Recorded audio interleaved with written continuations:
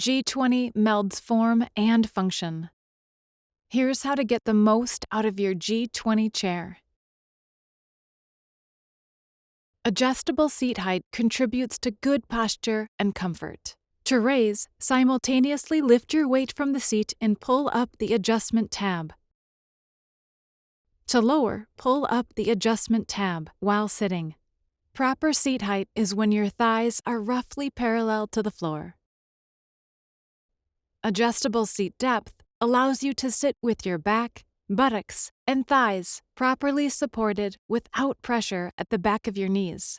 Pull up the adjustment tab while using your body weight to slide the seat forward or backward. Release the adjustment tab to lock.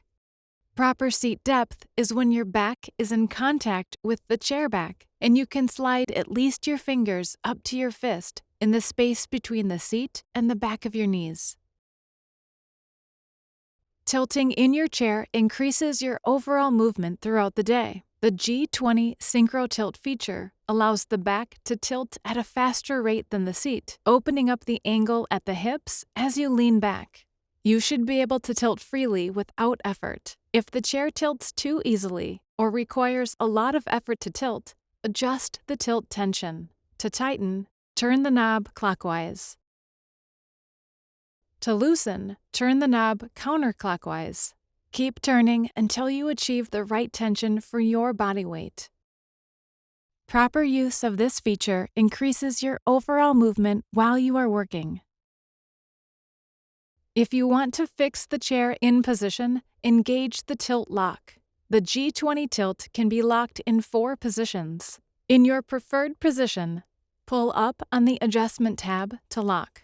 Allow the chair back to follow your back until it clicks into locked position. To return to tilting, pull up the adjustment tab until it clicks. Release the tab, then lean into the back.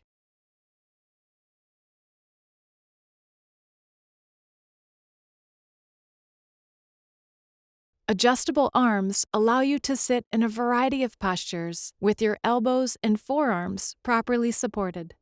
To adjust height, squeeze the buttons under the arm caps while raising or lowering the arms.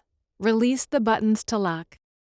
To help achieve proper arm position, the arm caps can be adjusted forward or backward by grasping and sliding.